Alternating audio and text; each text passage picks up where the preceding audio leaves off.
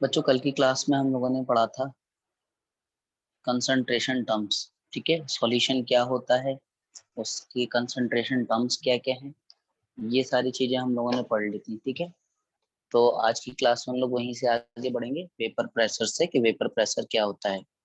ध्यान से समझना सभी लोग, वेपर प्रेशर क्या होता है बेटा। देखो, वेपर प्रेशर बच्चों, अगर वेपर प्रेशर की बात की जाए तो मैं आपको एक कॉन्सेप्ट समझाता हूँ, ये आप ध्यान से समझिएगा। वेपर प्रेशर के लिए बेटा, अगर कोई भी एक ओपन कंटेनर है लाइक दिस, ठीक है, और इस कंटेनर के अंदर आपने कोई भी लिक्विड डाल रखा है, कोई भी यहाँ पर एक ऐसे लिक्विड डाल रखा है, तो जितने भी लिक्विड्स हमारे पास होते हैं उन लिक्विड्स के पास टेंडेंसी होती है वेपर फॉर्म में जाने की। ठीक है, और उसका एक रीजन भी होता है कि वेपर फॉर्म में वो क्यों जाते हैं। क्या होता है बेटा, किसी भी लिक्विड के अंदर जो सबसे ऊपर वाली लेयर होती है, जो सबसे ऊपर लेयर होती है, उस लेयर में अगर मैं इस तरह से दिखाऊं उस लेयर को, तो उस लेयर में बेटा फोर्स ऑफ अट्रैक्शन जो है केवल नीचे के पार्टिकल की वजह से लग रहा होगा। आप जानते हो जितने भी पार्टिकल्स होते हैं, चाहे वो लिक्विड के हों, सॉलिड के हों, गैसेस के हों, उनमें कुछ ना कुछ फोर्स ऑफ अट्रैक्शन होता ही है। लिक्विड में कंपैरेटिवली टू सॉलिड कम होता है, बट गैसेस से ज्यादा होता है। तो ये सबसे ऊपर लेयर की मैं बात कर रहा हूँ, जो किसी लिक्विड की, अगर एक कंटेनर में लिक्विड पड़ा है तो उसकी सबसे ऊपर लेयर में ऐसा होगा। यहाँ पर अगर हम लोग बात करें इससे नीचे वाली लेयर्स की, तो उन लेयर्स पे फोर्स ऑफ अट्रैक्शन ऊपर नीचे सभी जगह फोर्स ऑफ अट्रैक्शन लग रहा होगा। यानी कि नीचे वाली लेयर्स के पार्टिकल को फोर्स ऑफ अट्रैक्शन सभी जगह से लगेगा, क्योंकि वो सराउंडेड होगा ऊपर से भी, नीचे से भी, राइट लेफ्ट, ठीक है, डाउनवर्ड, सभी जगह से। ठीक है, अब क्या होता है बेटा कि जो हमारे पास सबसे ऊपर वाली लेयर है, तो उस लेयर में फोर्स ऑफ अट्रैक्शन केवल नीचे की लेयर से लग रहा होगा, तो वहां पर फोर्स ऑफ अट्रैक्शन क्या हो जाएगा, सबसे कम कंपैरेटिवली। फोर्स ऑफ अट्रैक्शन क्या हो चुका है बेटा, वीक हो चुका है। और अगर फोर्स ऑफ अट्रैक्शन वीक हो जाता है तो काइनेटिक एनर्जी को मौका मिल जाएगा ज्यादा होने का, क्योंकि हम जानते हैं काइनेटिक एनर्जी जो है वो फोर्स ऑफ अट्रैक्शन के इनवर्सली प्रोपोर्शनल होता है। ठीक है, पार्टिकल्स में अगर फोर्स ऑफ अट्रैक्शन कम होगा तो पार्टिकल्स की काइनेटिक एनर्जी बढ़ जाएगी, क्योंकि पार्टिकल्स इजिली भाग पाएंगे। ठीक है, तो ये पार्टिकल्स क्या करते हैं, आउटर मोस्ट लेयर के पार्टिकल्स, ये लिक्विड से वेपर स्टेट में जाना स्टार्ट कर देते हैं। ठीक है, इस तरह से ये वेपर के फॉर्म में चले जाते हैं। बट क्या होता है, जब हम लोग ये पार्टिकल्स को, इन पार्टिकल्स को अगर इस तरह से क्लोज्ड कर दें, ये कंटेनर को हम लोग क्लोज्ड कर दें, देन क्या होगा कि ये पार्टिकल इस कंटेनर से टकराने लगेंगे, जिस वजह से यहाँ पर इन पार्टिकल्स को एक प्रेशर फील होगा, एक प्रेशर फील होगा। ठीक है, जब ये इस कंटेनर से ऊपर टकराने लगेंगे, तो ये पार्टिकल्स को जैसे ही प्रेशर फील होगा तो वेपर कन्वर्ट होना स्टार्ट कर देगा लिक्विड स्टेट में। ठीक है, तो हमारे पास यहाँ पर क्या प्रोसेस चल रहा है, यहाँ पर हमारे पास प्रोसेस ये हो रहा है कि लिक्विड कन्वर्ट हो रहा होगा वेपर में। ठीक है, और वेपर वेपर कन्वर्ट होने लगेगा लिक्विड में, बट इनिशियली प्रोसेस कौन सा स्टार्ट होगा, लिक्विड का वेपराइजेशन। फर्स्ट क्या स्टार्ट होगा बेटा, लिक्विड का वेपराइजेशन। आफ्टर दैट जैसे ही लिक्विड वेपर में कन्वर्ट हो जाएगा, फिर वेपर किस में कन्वर्ट होना स्टार्ट कर देगा, लिक्विड में कन्वर्ट होना स्टार्ट कर देगा। तो लिक्विड से वेपर और वेपर से लिक्विड एक कंटेनर के अंदर कंटिन्यूसली बन रहा है। तो एक ऐसी स्टेट आएगी जिसमें जो रेट होगा इवोपरेशन का और कंडेंसेशन का, वो इक्वल हो जाएगा एक पर्टिकुलर टाइम पर। इनिशियली तो इवोपरेशन ही स्टार्ट होता है किसी पर्टिकुलर कंटेनर के अंदर। फॉर एग्जांपल, आपने एक पानी की बोतल के अंदर, मतलब एक बोतल के अंदर आपने पानी डाल दिया, और उसमें कुछ टाइम बाद वो अगर बोतल खुली हुई होगी, कैप नहीं लगाया है, तो उस टाइम पर वो क्या करेगा, वो सीधे सीधे वेपर बाहर उड़ने लगेगा। बट अगर आप कैप बंद कर दोगे तो क्या होगा कि जो वाटर होगा वो वेपराइज होना स्टार्ट करेगा, ठीक है। और कैप पे जो वाटर के वेपर टकराएंगे, वहां पर उस कैप के प्रेशर की वजह से वो वेपर जो है वो लिक्विड में कन्वर्ट होना स्टार्ट हो जाएगा। तो आफ्टर सम टाइम क्या होगा कि एवोपरेशन और कंडेंसेशन, यानी कि दोनों के जो रेट होंगे वो इक्वेट हो जाएंगे। तो जिस स्टेट पे जहां पर रेट ऑफ एवोपरेशन और रेट ऑफ कंडेंसेशन इक्वेट हो जाते हैं, यानी कि जहां पर आपके पास क्या हो रहा है, एवोपरेशन और कंडेंसेशन के रेट इक्वेट हो चुके हैं। रेट का मतलब जितनी स्पीड से आपके पास लिक्विड से वेपर में पहुंचे, उतनी ही स्पीड से वेपर से आप लिक्विड में आ रहे हो। तो इस स्टेट पर इस सॉल्यूशन के या इस लिक्विड के सरफेस पर जितना प्रेशर फील होता है, सरफेस पर जितना प्रेशर फील होता है, उस प्रेशर को ही हम लोग वेपर प्रेशर कहते हैं। अब ये याद रखना कि एवरी सॉल्यूशन और every liquid solution have a tendency to evaporate. Evaporate एक ऐसा प्रोसेस है जिसमें कोई टेम्परेचर की नीड नहीं होती। हाँ, रेट ऑफ एवोपरेशन चेंज हो सकता है। अगर मैं बात करूं कि हमारे पास रेट ऑफ एवोपरेशन की अगर मैं बात करूं RE, तो बेटा ये इनवर्सली प्रोपोर्शनल हो सकता है फोर्स ऑफ अट्रैक्शन के। अगर पार्टिकल्स के बीच में फोर्स ऑफ अट्रैक्शन बढ़ेगा, रेट ऑफ एवोपरेशन डिक्रीज हो जाएगा। फॉर एग्जाम्पल आप वाटर ले लो, और वाटर के साथ आप ले लो हनी ले लो या रसना ले लो। तो वाटर और हनी में क्या होगा, हनी के पार्टिकल्स के बीच में फोर्स ऑफ अट्रैक्शन ज्यादा है, तो वो एवोपरेट होने में बहुत टाइम लगाएगा एज कम्पेयर टू वाटर, ठीक है।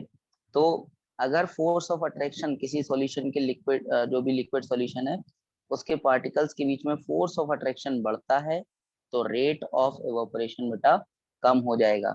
या आप ये भी कह सकते हो कि रेट ऑफ एवोपरेशन जो है, रेट ऑफ एवोपरेशन जो है वो डायरेक्टली प्रोपोर्शनल होगा। Rate of evaporation directly proportional होगा बेटा हमारे पास एयर के, ठीक है। या फ्लो ऑफ ड्राई एयर आप कह सकते हो इस चीज को। ड्राई एयर का मतलब बेसिकली मिक्सचर ऑफ N2 और O2 की बात करते हैं हम लोग। तो फ्लो ऑफ ड्राई एयर के, ड्राई एयर के डायरेक्टली प्रोपोर्शनल होगा ये, ठीक है।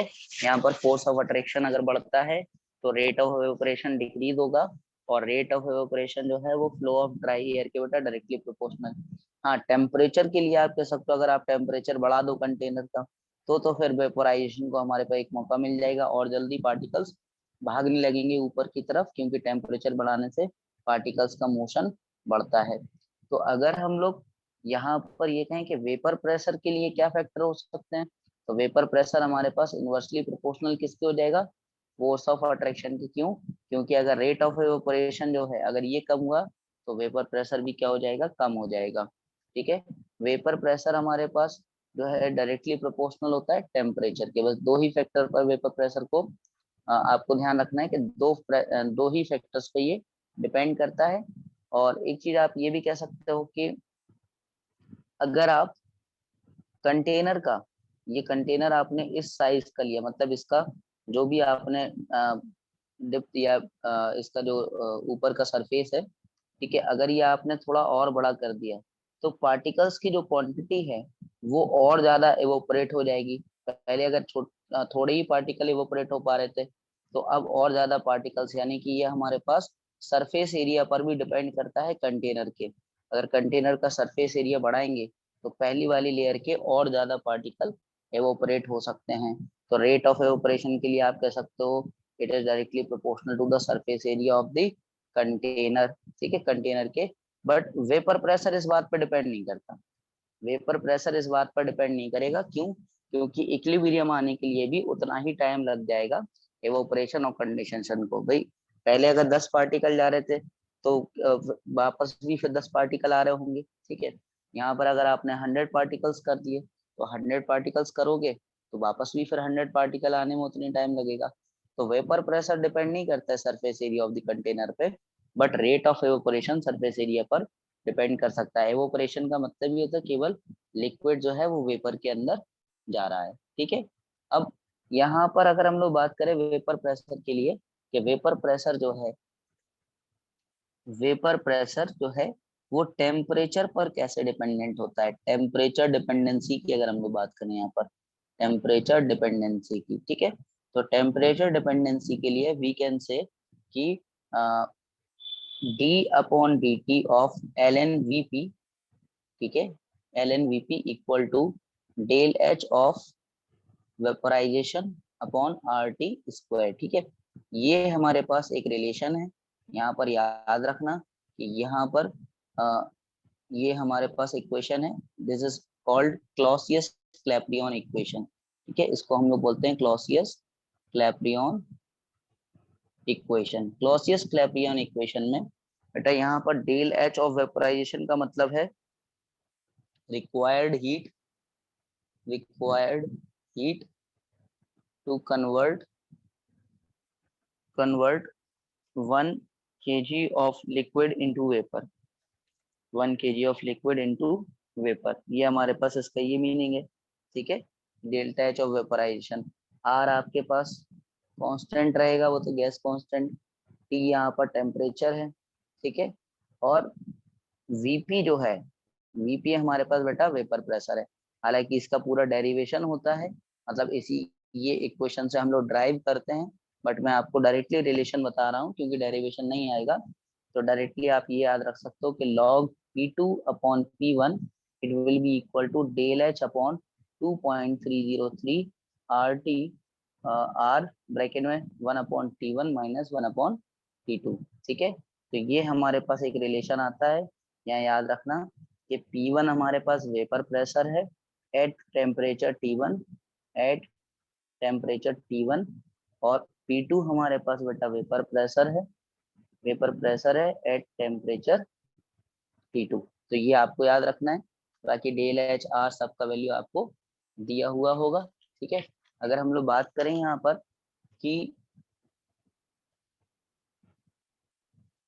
P2 P1 के यूनिट्स क्या रहेंगे वेपर प्रेशर के, तो जो प्रेशर की यूनिट रहेंगे बेटा वही हमारे पास वेपर प्रेशर के यूनिट्स रहेंगे, ठीक है। तो ये हमारे पास डिपेंडेंसी होगी वेपर प्रेशर की, जो कि डायरेक्टली प्रोपोर्शनल है टेम्परेचर के। बट अगर इसका एक मैथमेटिकल आपको एक्सप्रेशन याद रखना है तो that is Clausius Clapeyron equation. आप ये याद रख सकते हो क्लॉसियस क्लैपेरियन इक्वेशन को, और जिसमें आप कह सकते हो कि D upon D T of L N V P equal to del H of vaporisation upon R T square, ठीक है। अब हम लोग बात करें इसकी में कॉन्सेप्ट ऑफ, एक सेकेंड,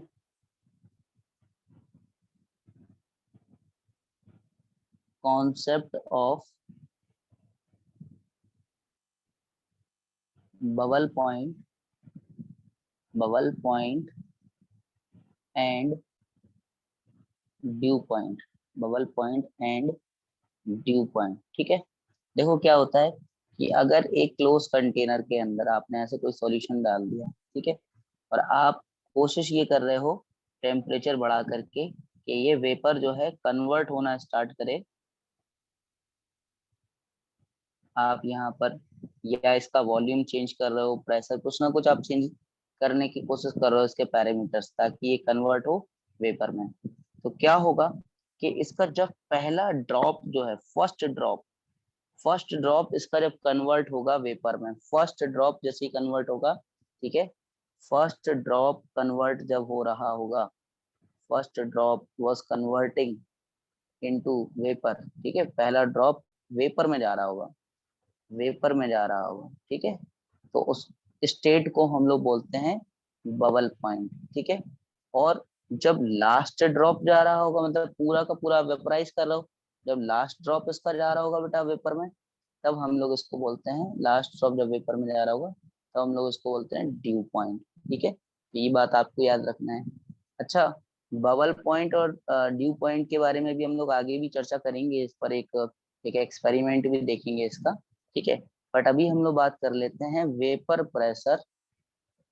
प्रेशर ऑफ सॉल्यूशन, ठीक है, वेपर प्रेशर ऑफ सॉल्यूशन। अगर इसकी बात की जाए बेटा कि वेपर प्रेशर ऑफ सॉल्यूशन क्या होता है, तो ध्यान से समझना।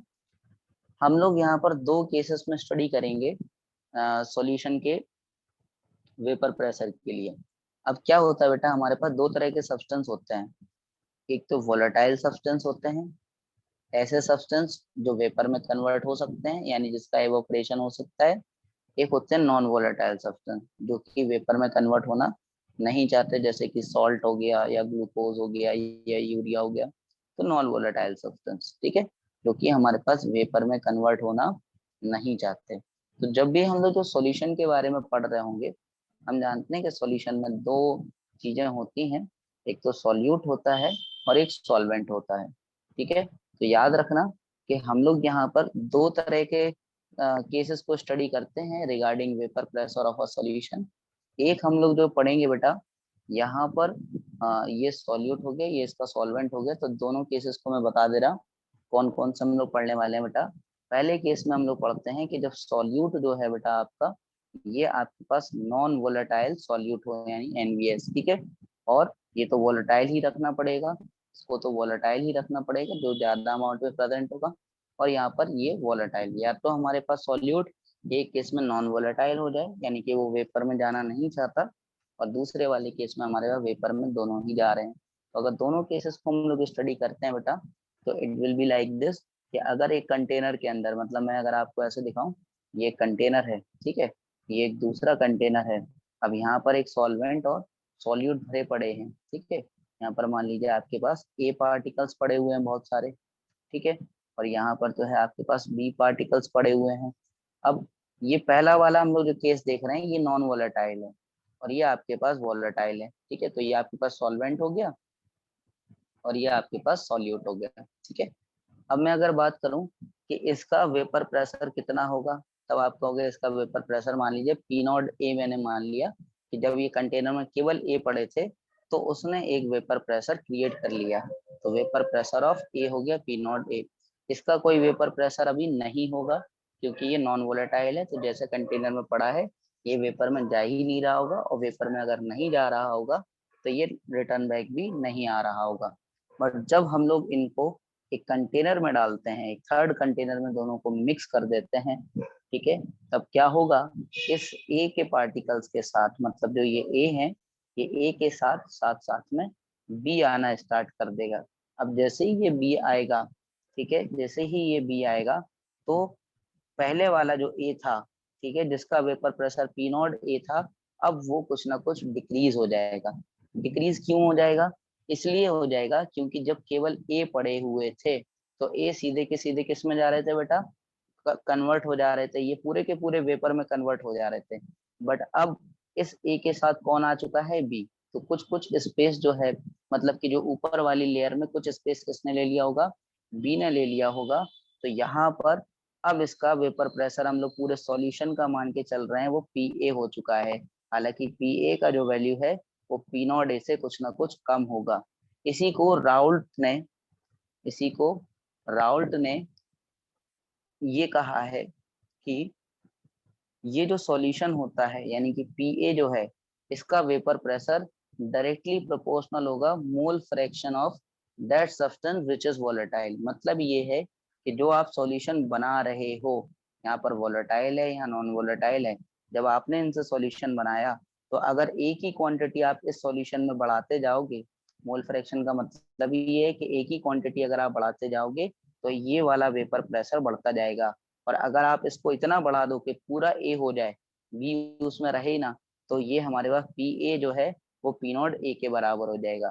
तो P A is equal to यहाँ से डायरेक्टली प्रोपोर्शनल है इक्वल टू के इंटू एक्स ए की, ठीक है। तो यहाँ से ये आपको फॉर्मूला याद रखना है कि राउल्ट्स लॉ में, राउल्ट्स जो है वो नॉन वोलेटाइल सॉल्यूट पे पहले उसने लगाया, उसने कहा कि P A is equal to के into x a, where p a हमारे पास क्या है, वोलेटाइल और नॉन वोलेटाइल, जब दोनों सब्सटेंस मिला दिए गए तो पूरा सॉल्यूशन का जो वेपर प्रेशर आया वो है पी ए, और it is directly proportional to the mole fraction of a volatile substance, ठीक है। तो पी इज इक्वल टू के इंटू एक्स ए, ठीक है।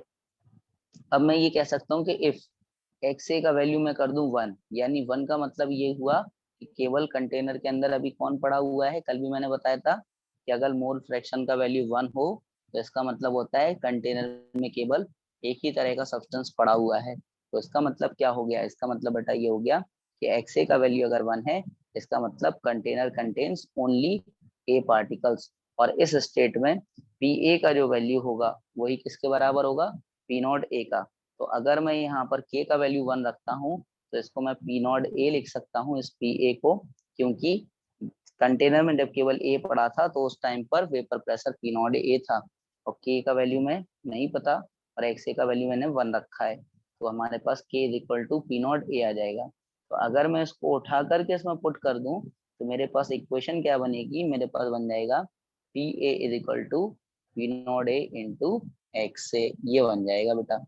ठीक है, तो ये पूरा डेरिवेशन के टाइप से ही मैंने बता दिया कि P A is equal to किसके इक्वल आ जाएगा बेटा, P not a x A के। तो ये तब स्टेट है बेटा जब हमारे पास एक वॉलेटाइल है दूसरा नॉन वॉलेटाइल है।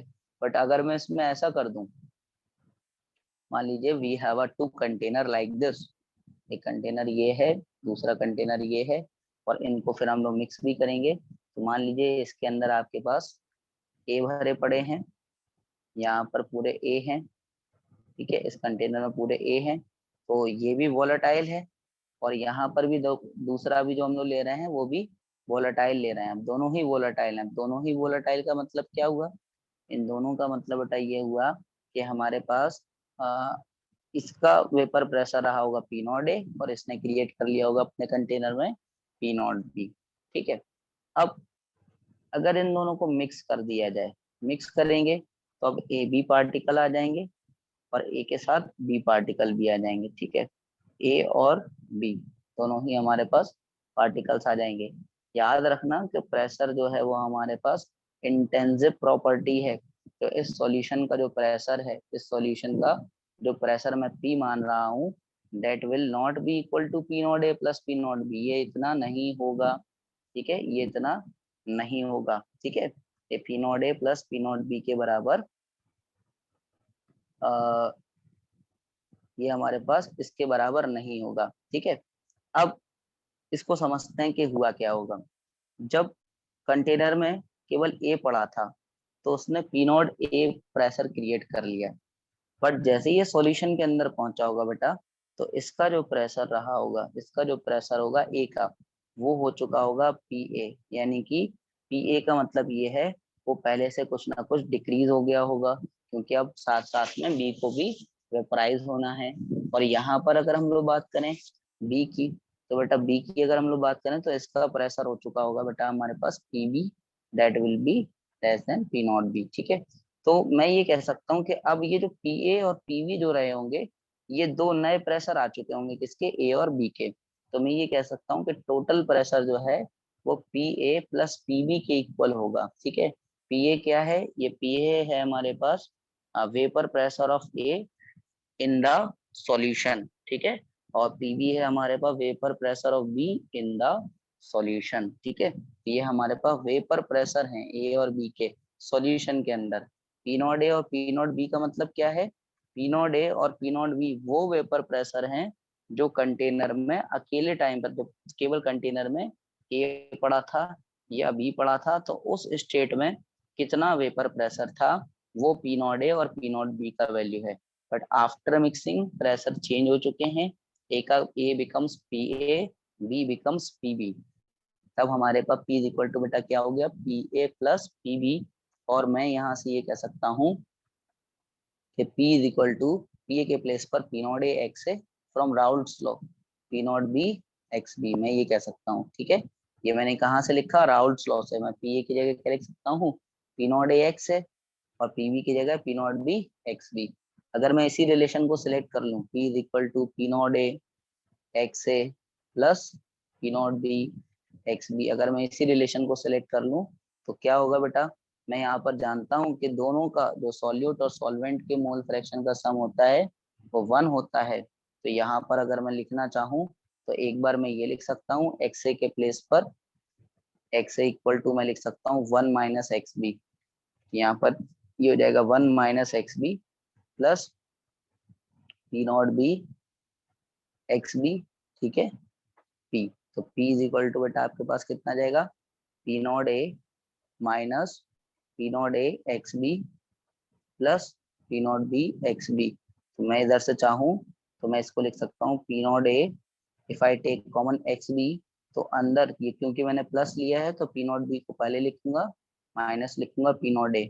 एक तो ये फॉर्मूला भी आप डायरेक्टली याद रख सकते हो, अगर आपको P not A P not be x B दिया हुआ है, और बेटा आप ये भी याद रख सकते हो इसी में, in a similar way we can say p, इधर पर अगर मैं बी कर दूं तो ये हो जाएगा एक्स से, और यहाँ पर हो जाएगा ए minus B.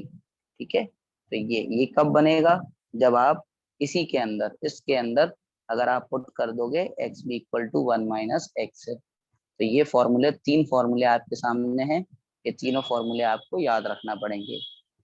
One more thing, ध्यान से समझो। देखो, आपने राउल्स लॉ में अभी अभी ये पढ़ रहे थे कि Raoult's law is p A is equal to P not a x A, P not a x a, आप ये स्टडी कर रहे थे।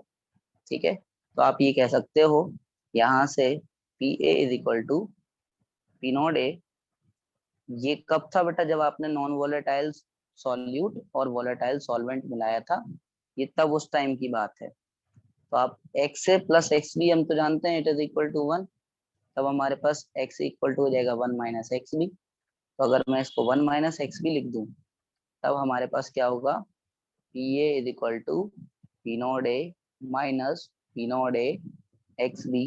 ठीक है, इस टर्म को इधर ले जाओ, इसको इधर ले जाओ, तो ये जाएगा P not a X B equal to P not A minus P A. ठीक है, इसको हम लोग बोलते हैं लोअरिंग ऑफ वेपर प्रेशर। मतलब पहले vapour pressure P not a था, फिर कितना हो गया पी ए, यानी कितना चेंज आ गया, तो माइनस कर देंगे। तो लोअरिंग मतलब कितना वेपर प्रेशर डिक्रीज हो गया, उसको निकालने के लिए डायरेक्टली आप लगाओगे P not a into X B. और अगर मैं इसी में ये लिख दूं कि P not a X B equal to P not A minus P A, ये जो है, अगर मैं इसको ऐसा लिख दूं कि P not A minus P A equal to P not a X X X B जो है, मैं अगर इस पी नॉट ए को इधर ले आऊं, ये डिवाइड में आ जाएगा, यानी P not A minus P A upon P not A equal to X B, ये आ जाएगा। तो बेटा यहाँ आप ये कह सकते हो कि दिस इज रिलेटिवली, क्योंकि डिनोमिनेटर आ गया, तो आप कहोगे relative lowering of vapour pressure, relative lowering of vapour pressure, vapour pressure. ठीक है, तो ये आपके पास एक अनदर फॉर्मूला आ गया है। अब मैं अगर इनके ग्राफ्स की बात करूं, तो ग्राफ दोनों के लिए देखो कैसे कैसे बन सकते हैं। अगर इनके ग्राफ्स की चर्चा की जाए, देखो ग्राफ्स के लिए आप ये कह सकते हो, पहले वाले केस में जब आपके पास p is equal to sorry P is equal to P not a X से था, और दूसरे वाले केस में बेटा p is equal to P not a x A plus P not be x B, ये था। तो मैं अगर आपसे इसमें ग्राफ बनवाऊंगा, तो पहले वाले में तो आप सीधे सीधे इस तरह का ग्राफ बनाओगे, बट दूसरे वाले में बेटा आपको दो ओरिजिन की नीड पड़ेगी। अब ऐसा क्यों हो रहा है वो भी समझाता हूँ। देखो यहाँ पर अगर मैं बात करूँ बिटवीन वेपर प्रेशर, ठीक है, between vapour pressure and mole fraction, तो vapour pressure and mole fraction के बीच में ये ग्राफ बनते हैं।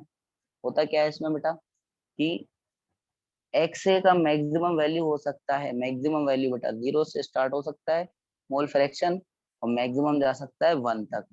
तो 0 से स्टार्ट करूंगा अगर मैं 1, तो डायरेक्टली प्रोपोर्शनल चल रहा है, तो मोल फ्रैक्शन के मैक्सिमम कहाँ तक जा रहा है, ये अगर वैल्यू मैं दे दूं कि ये वैल्यू हमारे पास 1 है, तो ये हमारे पास ग्राफ इतना ही चलेगा।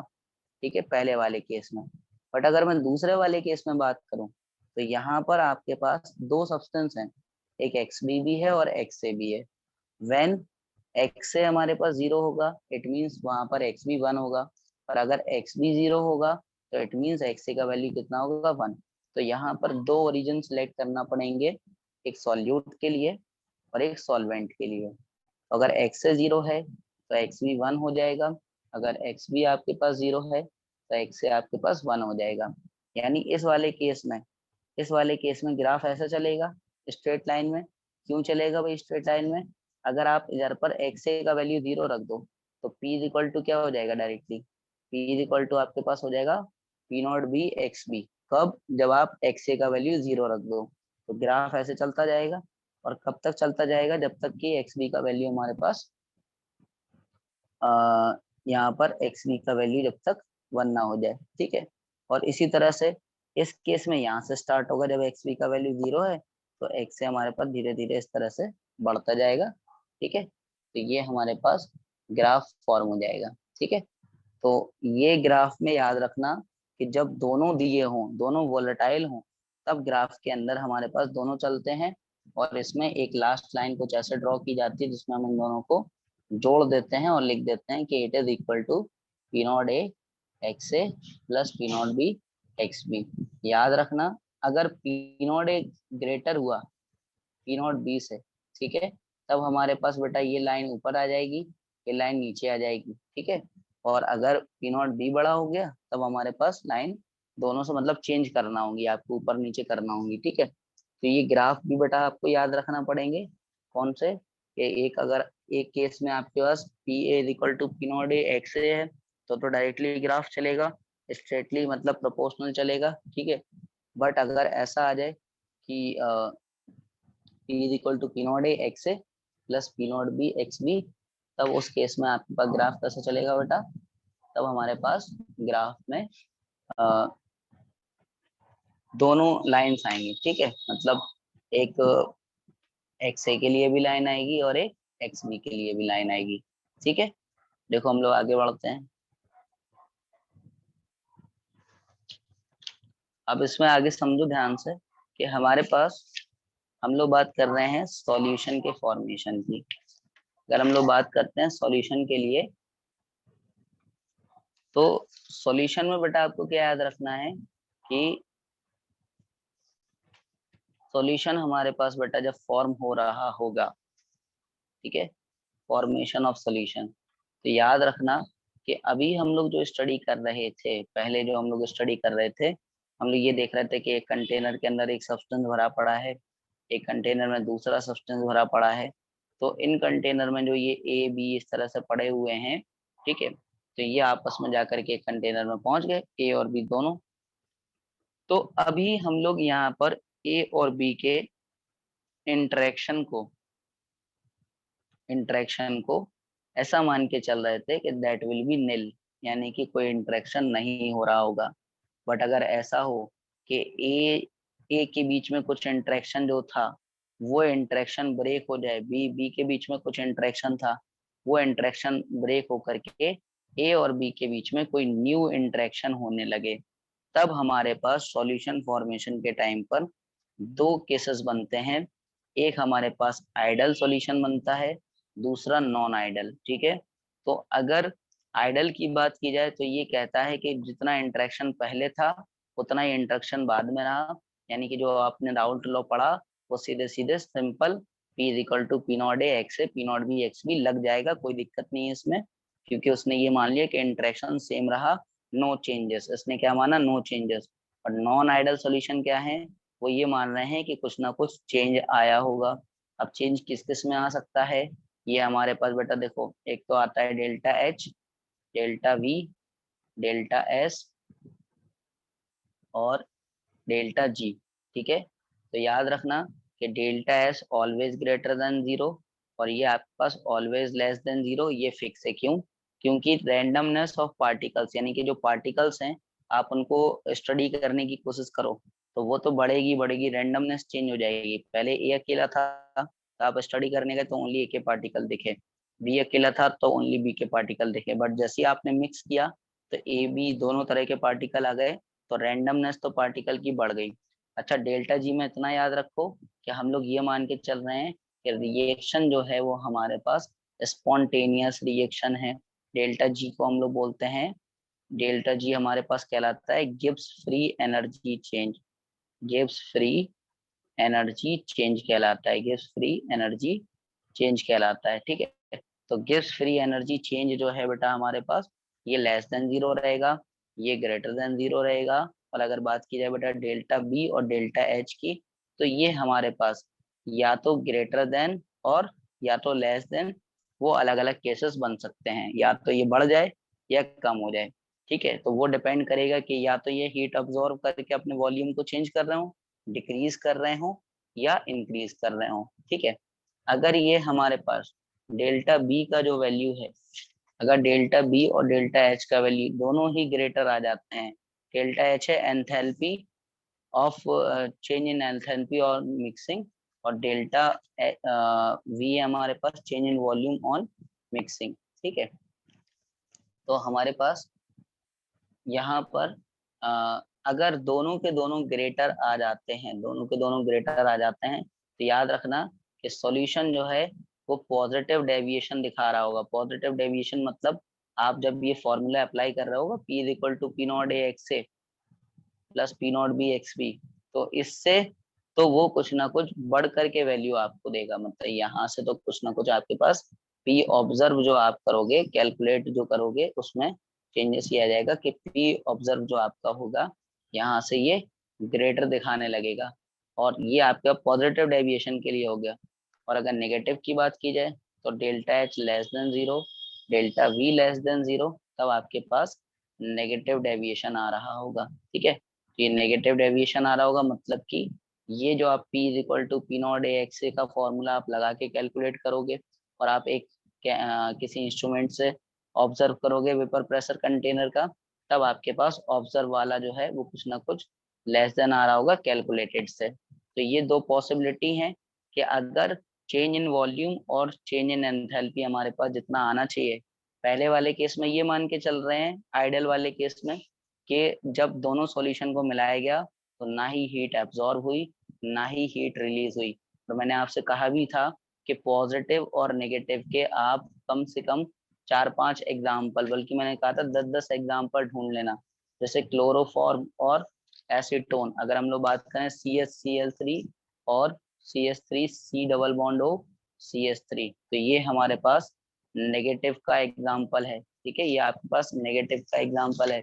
और अगर हम लोग बात करें कि कहीं पर, अगर कहीं पर बेटा मान लीजिए H2O और बेंजीन, तो ये आपके पास बेटा ये हमारे पास पॉजिटिव का एग्जाम्पल है। ठीक है। एक लास्ट चीज और आज की क्लास की, कि अगर ऐसा कोई ग्राफ बना हुआ था जो आपने बनाया था पहले कुछ इस तरह से, जिसमें आपने ये लाइंस ऐसे बना दी थी। ठीक है, ये कुछ ऐसे आपने लाइंस बना दी थी और इनको ऐसे जोड़ रखा था, इनको आपने इस तरह से जोड़ रखा था। तो इस लाइन में अगर आप पॉजिटिव डेविएशन दिखाओगे तो पॉजिटिव के लिए